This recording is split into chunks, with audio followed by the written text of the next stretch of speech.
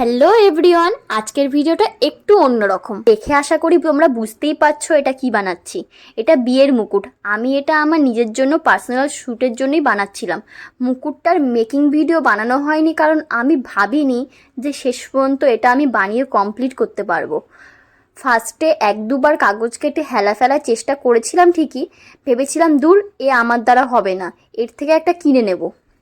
কিন্তু তোমরা তো জানোই যারা মুকুট বানায় তাদের কাছে মুকুটের কত দাম, প্রায় 300 থেকে শুরু, একটু সুন্দর নিতে গেলেই 500-600 লেগে যায়। দামটা স্বাভাবিক, কারণ একটা মুকুট বানাতে কম খাটনি লাগে না, যেমন খাটনি তেমন ধৈর্যও লাগে। দেখতে ইজি হলেও অনেক ধৈর্য লাগে একটা মুকুট বানানোর জন্যে। তাই ভাবলাম থাক, আর একবার একটু মন দিয়ে চেষ্টা করেই দেখি না, যদি পারি।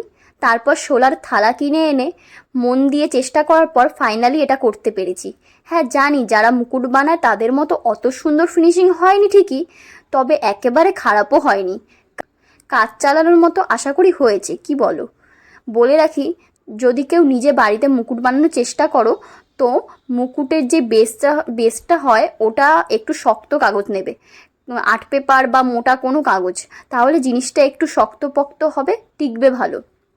আমি যেহেতু প্রথমবার বানালাম তাই বুঝতে পারিনি, তাই তোমাদের যাতে ভুল না হয় তাই বলে দিলাম। আর কেউ যদি মুকুট মেকিং ভিডিও দেখতে চাও তাহলে আমায় বলো, আমি চেষ্টা করব নেক্সট টাইম আবার একটা মুকুট বানানোর, যেটার পুরো মেকিং প্রসেসটা আমি তোমাদের সাথে শেয়ার করব। যদি তোমাদের আমার বানানো মুকুটটা ভালো লাগে তাহলে লাইক দিও আর কমেন্ট করে জানিও কেমন লাগলো। টাটা সবাইকে। আমাদের কিন্তু ব্রাইডাল বুকিং ওপেন রয়েছে অলরেডি। 2024-25-এর অনেক ডেট বুকিংও হয়ে গেছে। এখনও যারা যারা বুকিং করবে ভাবছো আমার সাথে কন্ট্যাক্ট করতে পারো।